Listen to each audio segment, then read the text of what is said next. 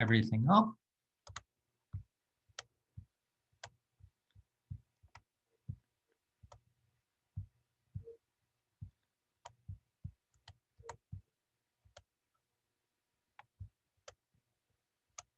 All right, so just a reminder that test 4 is next week, Monday. And the material for test 4, we'll probably cut that off on Wednesday. So the material we cover today and the material we cover for Wednesday will be on test 4. All right, so what we're talking about today is Lewis structures and Lewis models. So what a Lewis model is a way to represent elements by drawing them with their valence electrons. And when you draw elements with their valence electrons, you can begin to understand more fundamentally how different elements combine to form bonds. So here, on the right-hand side, we have what's called a Lewis structure. And a Lewis structure is a model that comes together to form different bonds. And all of these dots that you see, these are electrons, right? And when you see pairs of electrons between atoms, that's telling you they are bonding. So if there's a single pair of dots, that's a single bond. If there's 2 pairs of dots, that's a double bond. And if there's 3 pairs of dots, that's a triple bond. And once you learn how to write these Lewis structures, you can better understand shapes of molecules, stability of molecules, size of molecules, and polarity of molecules. So learning how to do Lewis structures is a very good tool to understand why atoms behave the way they do, why molecules behave the way that they do. So what we're going to first work on is just to write Lewis symbols or Lewis models for single elements. So I will do A to show you what's going on, and then I'll give you some time to work on the other 4. So the first thing that you want to do is just write out how many valence electrons the element you're working on has, and we worked on that last week. So if we go to our periodic table, and you don't need to write down the full electron configuration, I will do that for nitrogen just so we can look at how to do valence electrons again. So nitrogen has the electron configuration of 1s2, 2s2, 2p3. Oops, 2p3. So remember, to get the number of valence electrons, you look for the highest energy orbitals you have. So our highest energy is 2.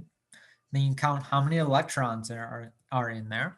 So we have 2 electrons in the 2s orbital, 3 electrons in the 2p orbital. We have a total of 5 valence electrons. So to write a Lewis symbol, what you first do is you write the element, the symbol, and there are 4 different squares or areas you can put your electrons in, and that's what I'm drawing with the boxes.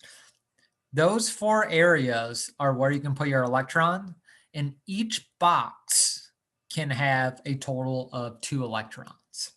And the way I like to think of this is I like to think of the top box as being S, the s orbital, and these other 3 boxes being the p orbitals. So if we look at nitrogen, we have 2 electrons in the s orbital and 3 in the p orbital. Remember our rules. Our rules for placing electrons say that electrons don't want to be paired up if they don't have to. So since we have 3 places to put p electrons, like 3 different boxes, right? And we only have 3 electrons to place, each electron can have their own box. So to write this more neatly, this would be the symbol for nitrogen right here. All right.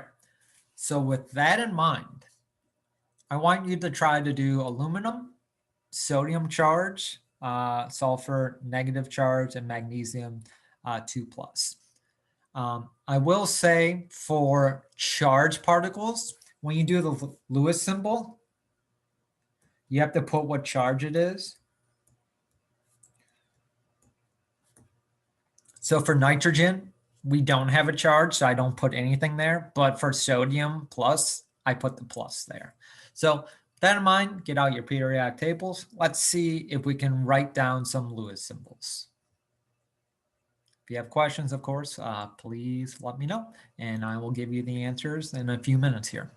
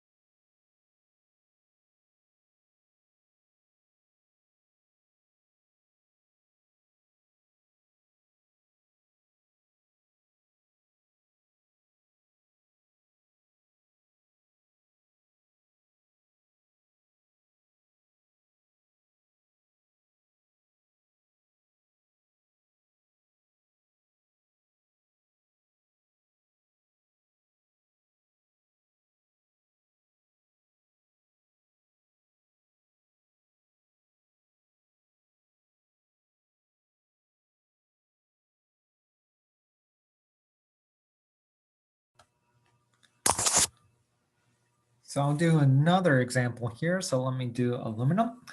Aluminum's electronic configuration is neon, 3s2, 3p1. So remember, we can always shorten down our electron configurations. So aluminum basically looks like that.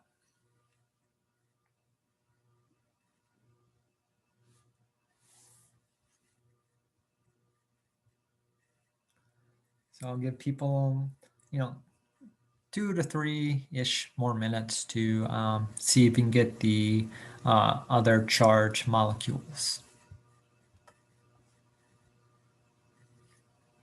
So question, does the order of electrons in the Lewis structure matter? I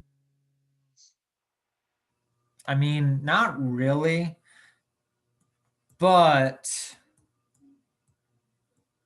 the one on the left is more correct than the one on the right. Because the lone pair is the s orbitals, right? That's why I did the thing with nitrogen where I said, this block I think of the s, or other ones are the p's. So generally, if you have two electrons in the s orbitals, you want to pair them up, because that's how they are in the actual atom. So that's why I have them paired up like that.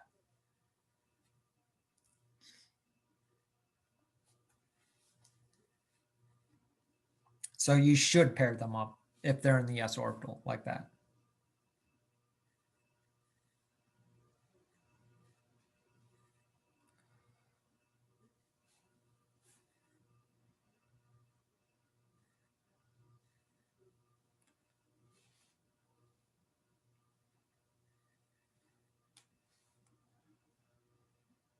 Yeah. So if you actually look up on Google aluminum Lewis dot structure, everybody also generally writes it like that.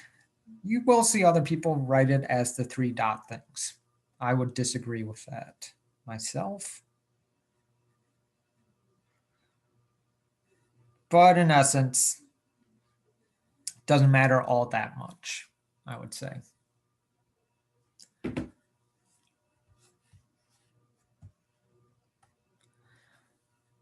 So sodium. So sodium plus has the electron configuration of basically neon.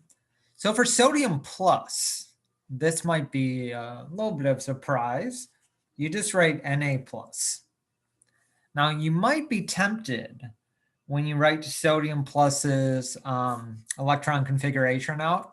You might be tempted. Let me just write that out actually. So sodium plus is 1s2, 2s2, 2p6, right? That's sodium plus. And you would say to yourself, well, I have 8 valence electrons. So why don't I write out 8 electrons around sodium and put a plus there? The reason you don't is because sodium neutral has 1 electron. And to go to the plus form, you lose that electron. So that's why generally when it's sodium plus, you don't write any electrons around it, because the neutral version had an electron and you lost it. So that's how you basically write your Lewis structure. For sulfur 2 minus, it's the opposite. So I'm going to write neutral sulfur first. So neutral sulfur, I'm going to write it down here. Neutral sulfur has the electron configuration of neon, 3s2, then 1, 2, 3, 4, 3p4. So neutral sulfur looks like that. Sulfur 2 minus has the configuration of neon, 3s2, 3p6. So here I'm gaining 2 electrons, so I will actually write out the full complement of 8 electrons and put the -2 up there. So when deciding, do I show my element with 8 electrons around it, or do I show with no electrons around it? Generally with metals, because they lose the electron, you don't show any electrons around it when it's charged. With nonmetals, since they gain the electrons, you generally do show the electrons around it. And magnesium 2 plus then would not have any electrons around it, because neutral magnesium had 2 electrons. To go to the 2 plus form, I take away those 2 electrons. And so those are Lewis dot structures or Lewis symbols. Are there any questions about how those are done or how to find those, or anything at all?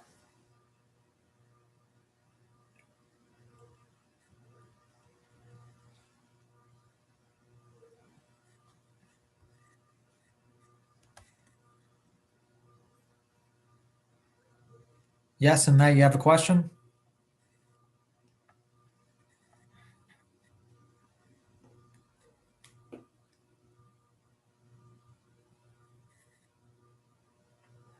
On the exam, will we get dinged for drawing a bar, or do you want the 2 dots? Well, since this is an online test, you're not going to be drawing at all, right? So most likely what will happen is that I will give you structures, but let's just say it was like a in-person test and you drew them like that if you wanted to, or I mean, to me that looks weird, but I guess I wouldn't mind too much. Usually they are dots though, from everything I've seen, because you can actually, I find it useful to have the dots because we're going to show later on how to pair them up. But yeah, you won't be drawing stuff for this exam. Be nice, but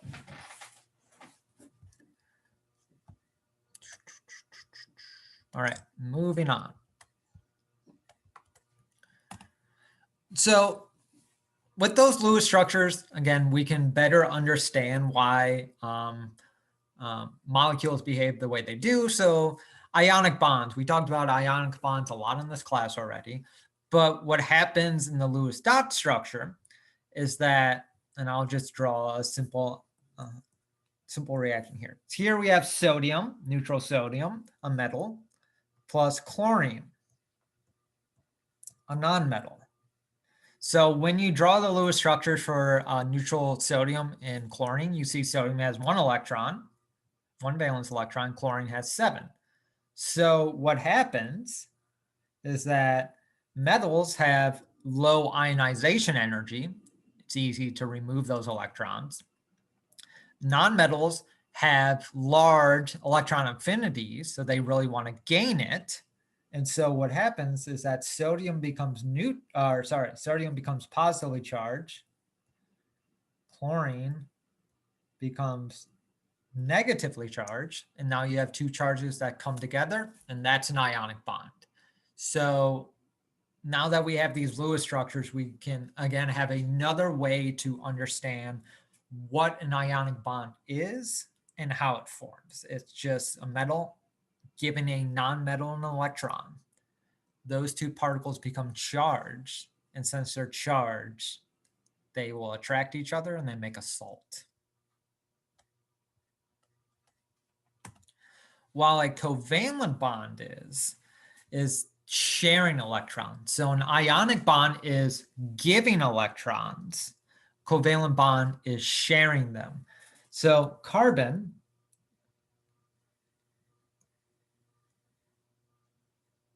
has 4 electrons. And I just kind of broke my own rule there of, pairing up the S like we were talking about aluminum.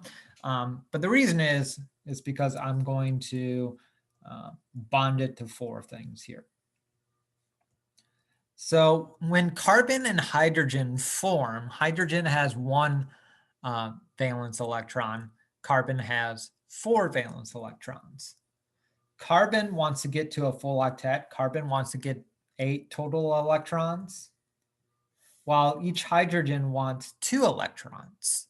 And so the best way to solve that is to share electrons. So each hydrogen is going to share an electron with carbon, and that's the structure we have over here. So in a covalent bond, what is happening is that these 2 elements are sharing electrons between each other. And the best way to share electrons are shown on the bottom here. So if you have a nucleus, so let's say this is carbon nucleus, which is positively charged, and hydrogen nucleus, which is also positively charged, the lowest energy conformation, or the most stable version of this covalent bond, is when you put the electrons right in the middle of our 2 nuclei, because the nuclei are positively charged. So you put that negative charge right between the 2, and the electrons are happy, the nuclei are happy, and this sharing of electrons is called a covalent bond.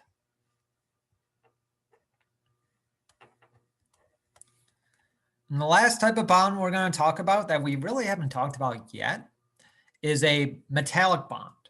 So what happens if you just have a hunk of metal? So let's say we just have a big old block of copper. How do the electrons get shared in copper? And what happens is that you don't have a covalent bond. You don't have an ionic bond. You have something called a metallic bond. That is, the metals more or less just release all their electrons, their valence electrons, and they just kind of move over all the nuclei. And that's kind of what is being shown here. So this cloud that they're showing, they're just trying to show that the electrons are just moving all over the atoms, right? They're sharing everything. So in a metallic bond, the metal ions or metal atoms release their valence electrons, and all of the metal ions or atoms sharing these electrons equally. It's like they're just awash in this pool of electrons.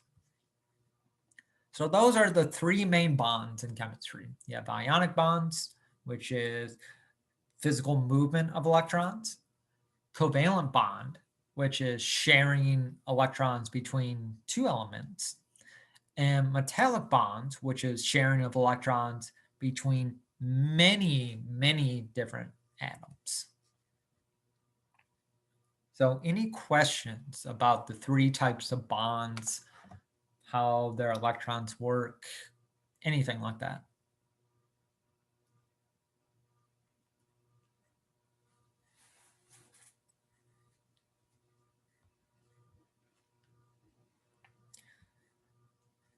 No, we'll move on.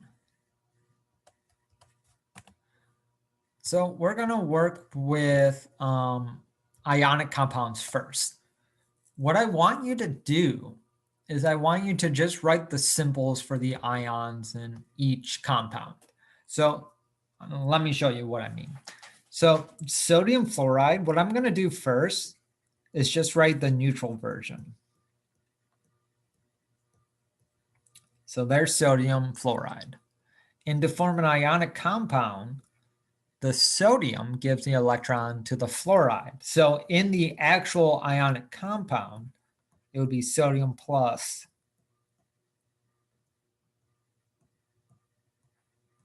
F minus. So I'm looking for you to write out these for each ionic compound. So I'll give people a couple minutes to try and work out those. What is the Lewis symbols for the ions in each ionic compound?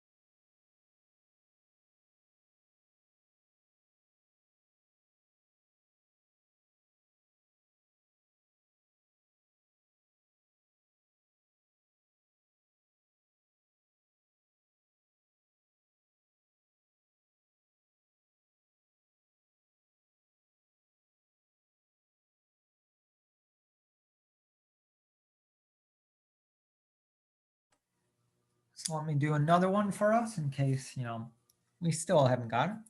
Calcium. Calcium has 2 electrons, 2 valence electrons. Oxygen has 6. So calcium is going to give its 2 electrons to oxygen to make calcium 2 plus, oxygen 2 minus.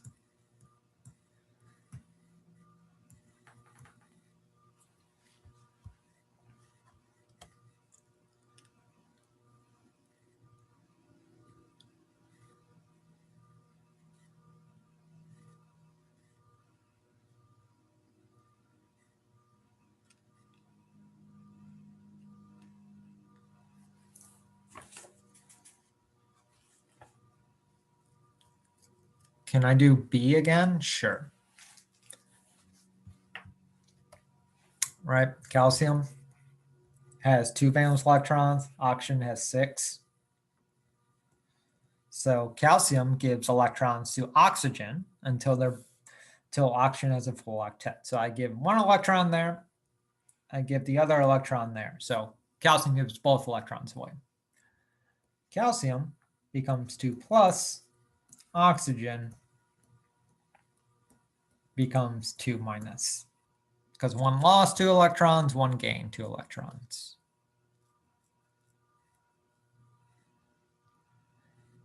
Can you write the structure and then place a 2 outside to represent the second set? For Lewis models, you generally don't do that. For Lewis models, you actually write out every single element. So for like SR-BR2, this is how I would do it, right? SR has 2 electrons, 2 valence electrons. BR has 7. So I actually write it twice. Right, and the goal is to get a full octet here, right? That's what bromine wants to do. It wants to get 8 electrons. So it gets 1 from SR, and the other bromine gets another one from SR. So the Lewis structure would be SR. Oh, actually, let me do it the way I was going to do it. BR, full set, minus 1. SR plus 2. BR minus 1. So with Lewis structures, you kind of do want to show every single atom because that matters a lot when we talk about geometry. And we're going to be talking about geometry of molecules here shortly. And we use the Lewis structure to determine those geometries. So the placement of atoms actually matters a lot. So yeah, you want to show all the atoms.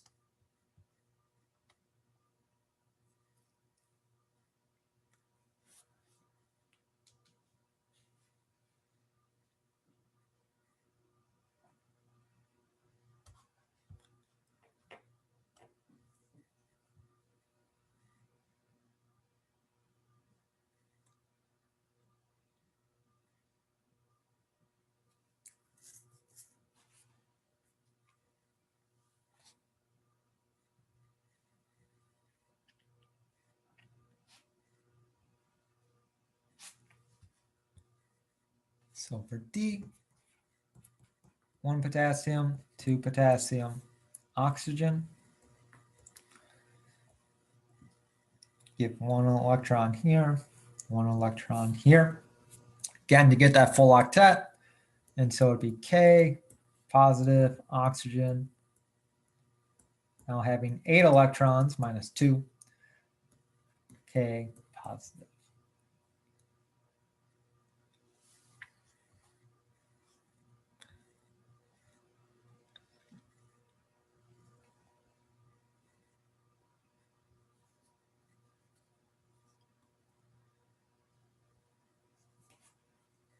Then E, lithium sulfide, lithium, 1.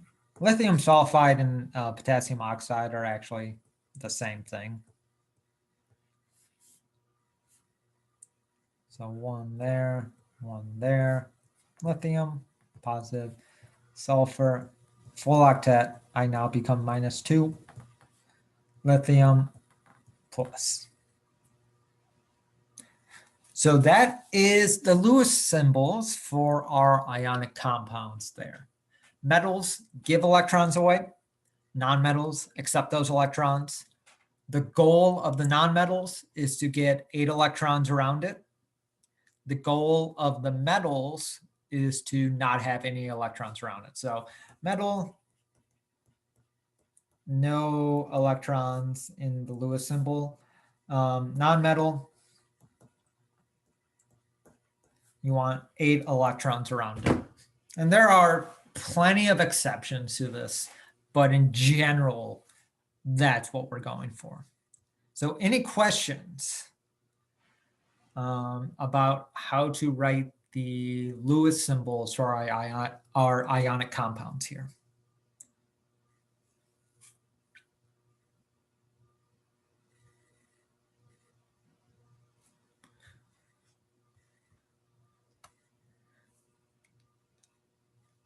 So it's the full octet and the -2 charge for sulfur and oxygen. Yes. So you have to, it gets 8 electrons around it. And when it gets 8 electrons, it becomes -2, right? Because if we look at oxygen, right, oxygen only has 8 protons, which means it has a +8 charge. Under normal conditions, when it's neutral, it has 8 electrons, which is a -8 charge. However, in K2O, it gained 2 electrons, which is another -2 charge. So overall, when you add that up, it has a -2 charge. So that's why we need to write the full octet and the -2 charge.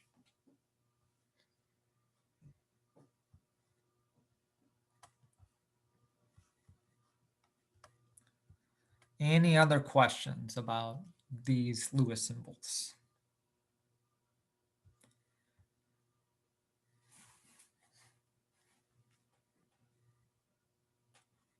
Yeah. So now we're going to do something a little bit more complex.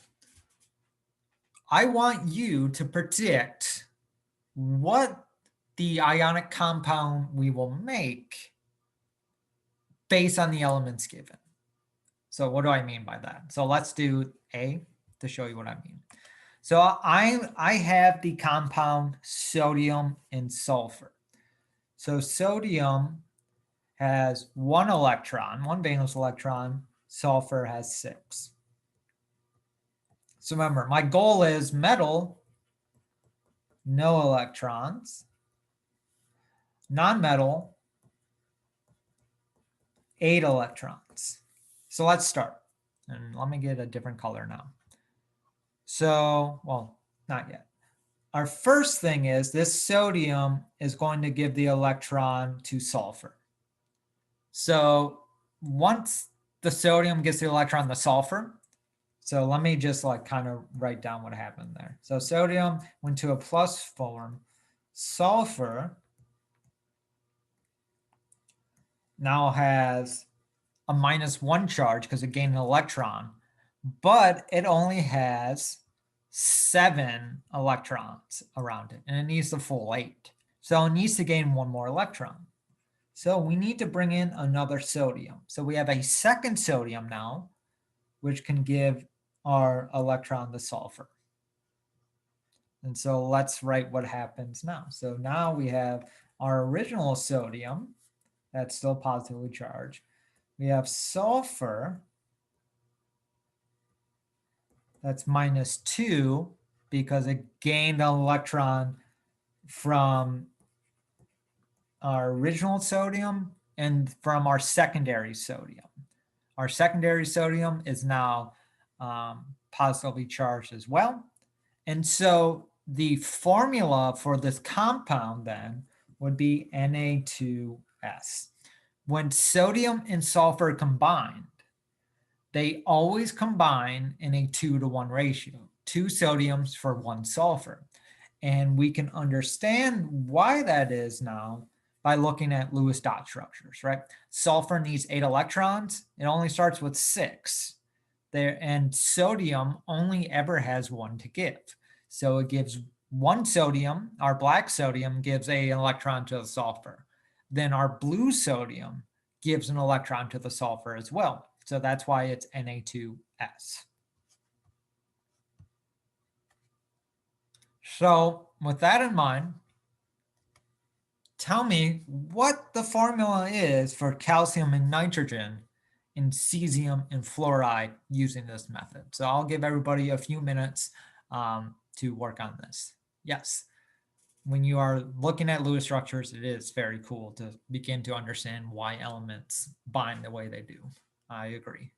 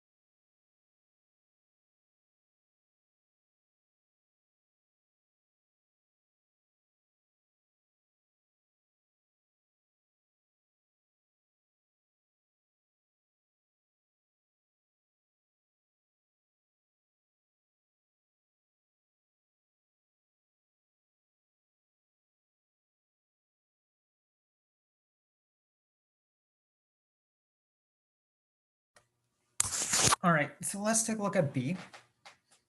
So calcium has 2 valence electrons. Nitrogen has 5. So I give 2 to calcium, or sorry, it's nitrogen. And calcium is now 2 plus, has no electrons. It's a metal, so it's happy. Nitrogen now has 7 electrons and it's minus 2. So nitrogen's not happy. But we can bring in another calcium and it can give an electron to nitrogen. And so what we have then is calcium 2 plus, our original calcium. Nitrogen has a full octet, becomes minus 3. However, we do have calcium down here plus 1, which not happy. Calcium is a metal. Metals don't want to have the electrons floating around anymore. So I need to get rid of this electron.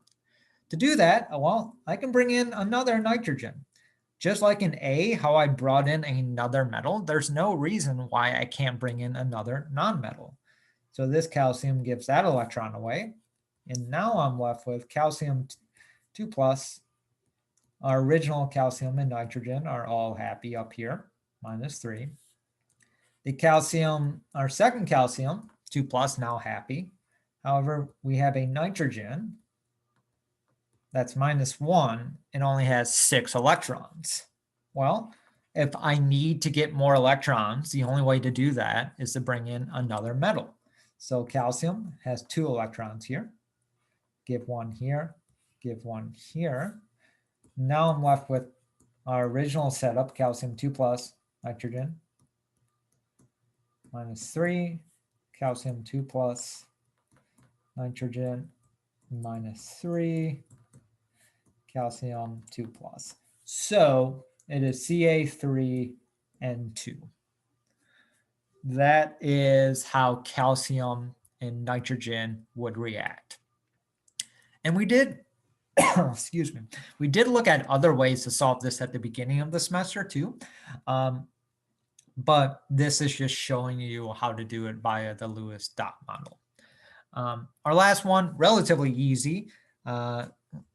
Cesium and fluorine for C. So cesium has 1, fluorine has 7. So just give 1 away and I'm done. So this is just CSF. All right. So any questions about determining the formula of compounds using our Lewis symbols?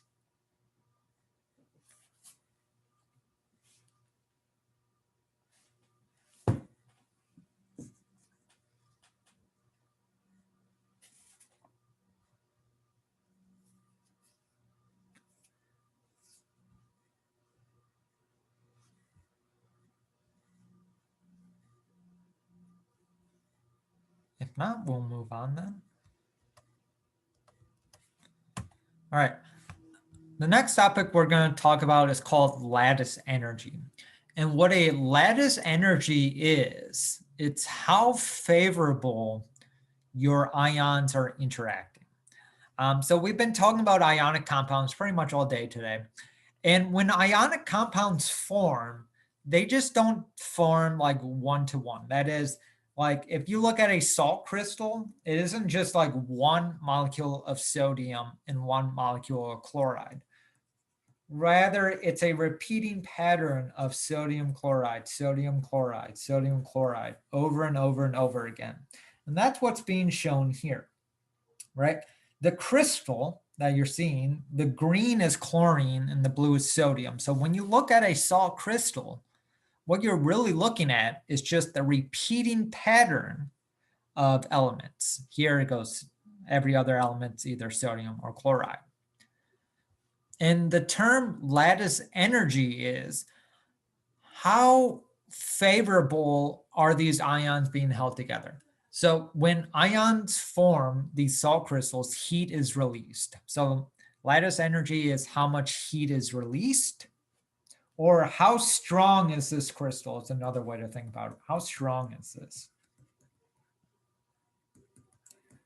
And by strong, I mean how hard is it to break apart, right?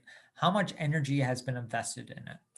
And so there are two different things we look at when we're trying to determine how strong our lattice energy is. Size of atoms in charge of atoms. So the smaller the atoms, the larger the lattice energy, or the more favorable it is, the stronger it is. However you want to remember it. The stronger the lattice energy, the more favorable, the more negative, they all mean the same thing. And here, I already have it written down, the larger the charge is, the larger the lattice energy. So things that are small and things that are highly charged make very strong lattice energies. When you're comparing lattice energies between different elements, and you're comparing something with different sizes versus different charges, the things with different charges are always going to be stronger. And that's due to Coulomb's law. I'll just write that again. Coulomb's law equals charge of element 1 multiplied by charge of element 2 divided by the distance between these elements. And so here we're comparing two things on the bottom, right? We're comparing sodium fluoride to calcium oxide. Now, sodium fluoride is closer to each other. They're separated by a distance of 231 picometers versus 239. So they are physically closer to each other. But calcium and oxygen have larger charges, -2. So they're going to have the stronger or larger lattice energy. So just to recap, lattice energy is the energy holding together a crystal. The closer your atoms are, the stronger the larger the lattice energy. The more charged your atoms are, the bigger the lattice energy. And charge is more important than distance, generally. Okay, so let's actually work on that and see if we can solve problems using that information now. Here, I have 4 different structures. I want you to rank their lattice energies from low to high. And I think, yeah, I have a poll here. So the way this poll works is that number 1, you're going to tell me which has the lowest lattice energy. Number 4 is the highest lattice energy. And so rank them from low to high, 1 being the lowest, and then 2, 3, and 4 being the highest. So tell me what you think based on our compounds there, which has the lowest lattice energy, which has the highest lattice energy.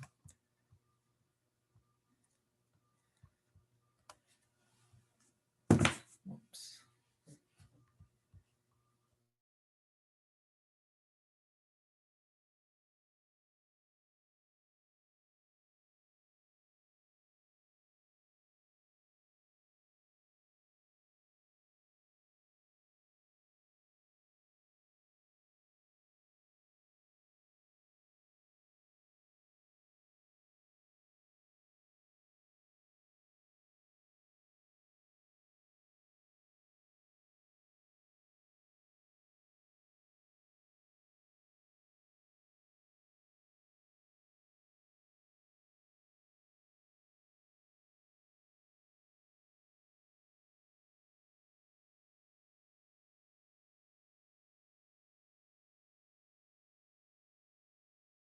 And this will be very hard to do if you're not looking at your periodic table, by the way.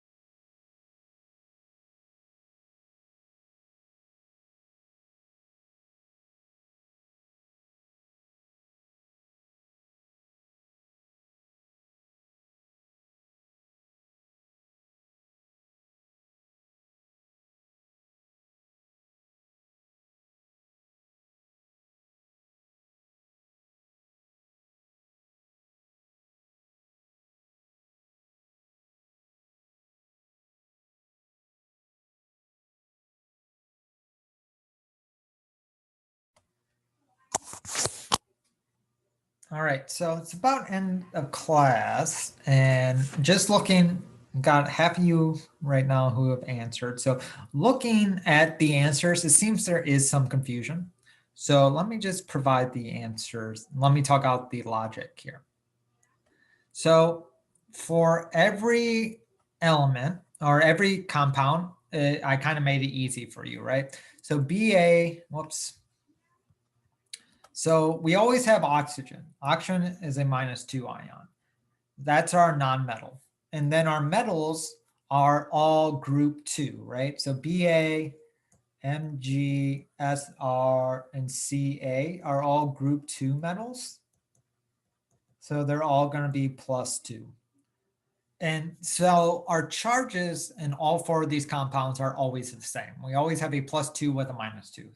So the only thing that will dictate our sizes of lattice energy for this problem is the sizes of electrons, or sorry, of our molecules. So I'm going to write down our metals from largest to smallest, right? And this is something we talked about like last week. So the further you go down on the periodic table, the larger it is. So Ba is your largest, followed by Sr, then Ca, then Mg. And remember, the closer your atoms are, the bigger the lattice energy. So the lowest is Ba. So that gets the rank of, the way I was doing it, that would be rank of 1, right, from low to high. Because Ba is the biggest, and so if I was to draw like Ba to O, they have the most distance between each other. And then you just follow it by on size. So rank 2, your second lowest is Sr, because if I was going to continue to do this, let's say Sr is black. If Sr is that size and Ba is the size of blue, well, then Sr is a little bit closer to oxygen. Here, then the third lowest would be Mg. No, sorry, calcium. The fourth lowest is Mg. So remember, for lattice energy, what determines the size of lattice energy? Charges. The higher the charge, the higher the lattice energy. Size of molecules. The smaller the size, the higher the lattice energy.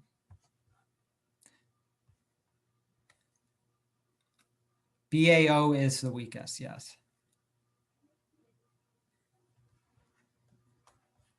All right, any other questions about that?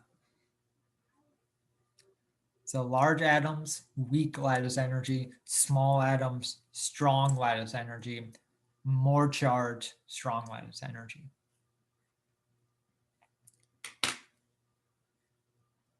All right, if there's no other questions, just a final reminder, test next week, Monday. We have one more problem on this PowerPoint, and then we have another PowerPoint on Wednesday, and that will be our cutoff. I'll put a homework up as always.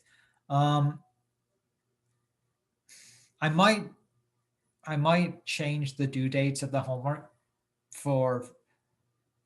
I think I'll have parts 1 and part 2 due on Sunday, since they directly correlate to the test, and so that will be you studying for the test. Part 3, I might not make due on that Sunday because it won't be on the test. I'll make an announcement about that when I actually decide on that to clear up any confusion, but I'll let you know about that. Otherwise, have a good rest of your Monday, and I'll see everybody later. Take care.